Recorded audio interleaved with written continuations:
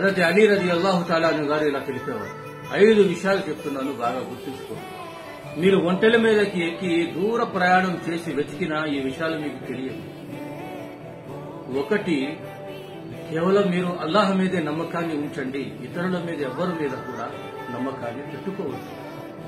2, మీరు చేసిన పాపాలను గురించి అల్లాహ్తో భయపడుతూ ఉండండి.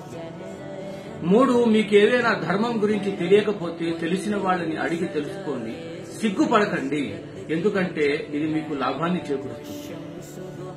4 ఏంటో తెలుసా? ఈ ధర్మ విద్వాంసులకి ఏదైనా ధర్మం గురించి విషయం తెలియకపోతే తెలిసినట్టుగా నటించి తప్పుగా చెప్పవద్దు. 5 ఏంటో తెలుసా? విశ్వాసంలో సహనానికి అదే స్థానం ఉంది, ఏ స్థానమైతే శరీరంలో తల భాగానికి ఉందో.